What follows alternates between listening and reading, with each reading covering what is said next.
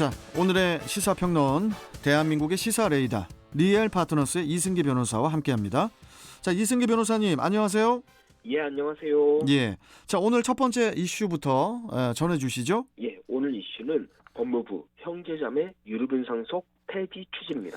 자, 법무부가 형제자매의 유류분 상속을 폐지하는 내용의 민법 개정안을 입법 예고를 했는데, 자, 먼저 유류분이 어떤 제도인지 좀 간단하게 설명 좀 해주십시오. 예, 유류분이라는 건 이 고인의 뜻과 무관하게 이제 법적으로 무조건 상속이 가능하게 정해진 그런 몫을 의미하는데요. 네. 현행 민법상 이제 직계 비속, 그러니까 자녀나 이제 손자녀들을 얘기하고요. 그러니까 이런 직계 비속과 배우자에게는 법정 상속분의 2분의 1을, 또 직계 존속, 그러니까 부모와 조부모, 그리고 형제자매에게는 법정 상속분의 3분의 1을 유류분 권리로 인정하도록 규정하고 있습니다. 네.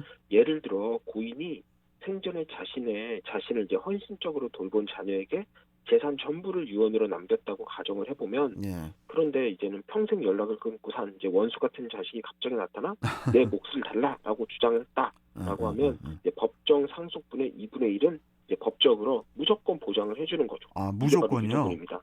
예. 아니, 이런 그 유류분 제도를 만든 이유가 뭔가요? 예, 유류분이 한 35년 전쯤 되는 이제 한 1977년 이때 처음 도입이 됐는데요. 네. 당시에는 이제 가부장제나 뭐 대가족제가 남아 있었기 때문에 장남에게 좀 유산을 다 물려주는 관행이 좀 강했습니다. 또 장남에게 물려준 재산은 장남 개인의 재산이 아니라 이 가족 모두의 재산이라는 그런 인식도 좀 있었고요. 그렇죠. 예, 그러니까 이제 문제가 뭐냐면은 뭐 그것도 이제는 좀 말이 좀 안 되는 거잖아요. 그러니까 결과적으로는 이 장남 이외의 형제들, 특히 딸과 자매에게 최소한의 유산은 좀 보장해줘야 되는 거 아니냐라는 일종의 안정장치가 좀 필요했고, 그래서 도입된 게 바로 이 유류분입니다. 예. 그런데 시대가 흐르면서 이제 형제 자매가 이제 독립적으로 생계를 유지하는 경우가 많아졌습니다. 그렇죠. 그리고 1인 가구 비율도 증가했고요. 이러면서 이제 가족 제도가 이제 변화를 하면서 유류분을 좀 개선하자라는 필요성이 꾸준히 제기가 됐는데요. 특히 고인이 생전에 자신의 유산을 좀 가족보다 가까운 지인 또는 좀 사회에 환원하기를 원하는 경우가 있는데, 예. 이 유류분 제도가 이걸 가로막고 있다라는 점에서 시대에 맞지 않고 고인의 의사를 존중하지 않는다는 비판이 계속 있었습니다. 이 유류분 제도가 전면 폐지되는 게 아니라 일부만 개정되는 건데, 그러면 어떤 부분이 바뀌는 겁니까? 예, 그 현행법을 기준으로 일단 먼저 말씀을 드리면은, 우선 배우자나 자녀, 부모 등 이 선순위 상속인이 있을 때는 이 형제자매의 상속분이 아예 없습니다.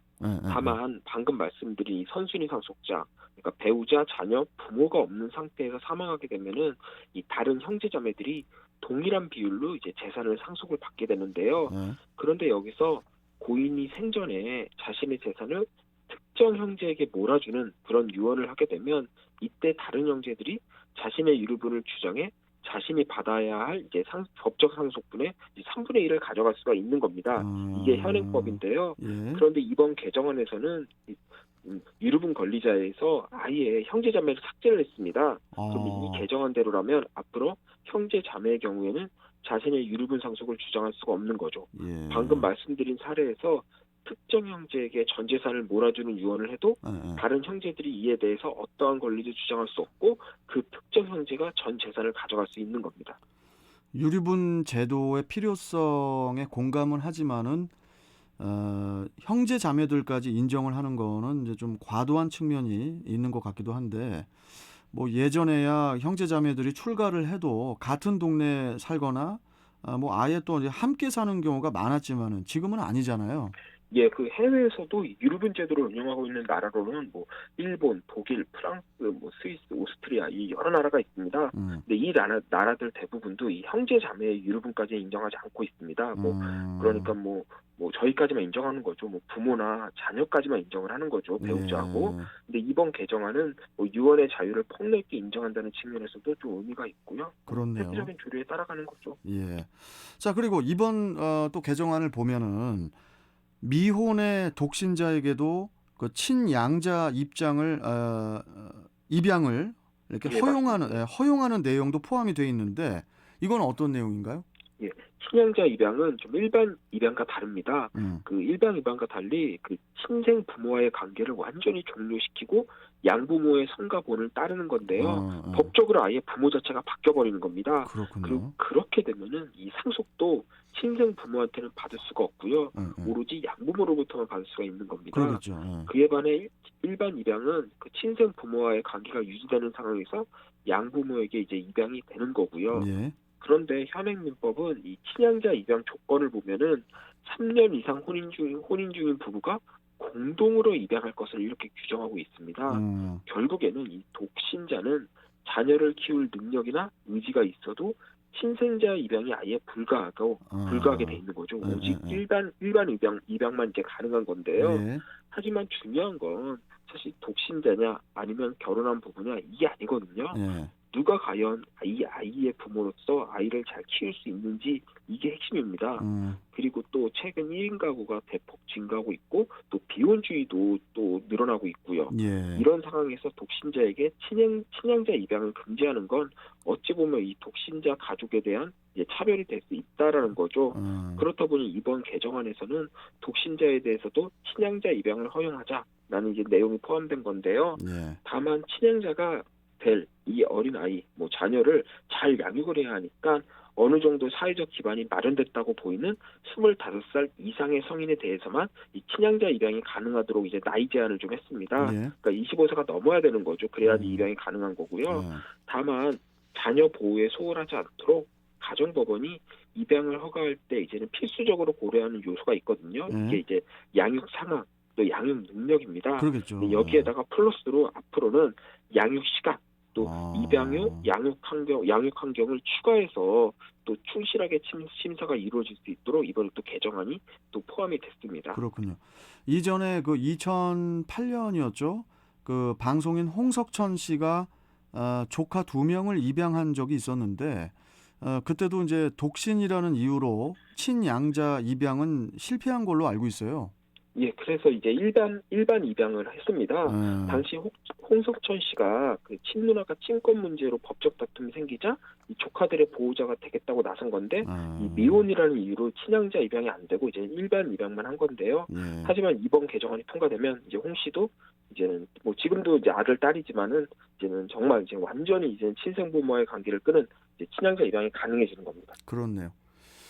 자, 지금 저 사고 제보를 좀 안내를 해드리고 이어가도록 하겠습니다. 제2 중부고속도로 하남 방향입니다. 하남 방향. 신월천교 부근 갓길에서 고장난 화물차 지금 현재 처리 중에 있습니다. 참고해 주십시오. 자, 이승기 변호사. 예. 그리고 이 가정폭력과 관련해서도 2차 가해를 막기 위한 개정안도 이번에 함께 입법 예고되었다고 하는데 이 내용도 좀 마지막으로 좀 전해주세요. 일단 앞으로는 이 가정폭력 가해자가 이 피해자나 그 또 피해자의 직계 가족의 가족관계 증명서 같은 이런 공적 서류를 열람하거나 발급하는 것이 이제 제한이 됩니다. 가정폭력 가해자가. 예, 맞습니다. 예, 지금까지는 가해자가 피해자의 변경된 주소, 그러니까 이사를 가면 이사간 주소, 또 개명한 이름을 확인할 수가 있었습니다. 그러니까 이게 이제 2차 가해로 이어진다는 점에서 문제가 많았는데 이번에 이제 이 부분을 이제는 개정을 하기로 한 거죠. 이거는 당연히 이제는 필요한 거고요. 아니 저 가정폭력 가해자가 기존에는 그 가족 주소를 확인할 수가 있었어요. 예, 그렇죠. 왜냐면은 이혼을 안 하게 되면 아직도 가족이니까. 그래요. 이혼을 하면은 이제 남이니까 그게 안 되는데 이혼을 안 하면 이제 가족이니까 확인이 가능한 거죠. 자유롭게 확인이 가능했었는데. 그렇죠. 참 이번에는 그래도 폭력 가해자가 가족의 주소를 확인할 수 없게 개정을 한 것은 잘 결정한 것 같습니다. 그렇죠. 예, 맞습니다. 자, 여기까지 오늘 말씀 듣고 또 내일 뵙도록 하죠. 고맙습니다. 예, 감사합니다. 자, 시사평론가 리엘 파트너스의 이승기 변호사와 함께했습니다.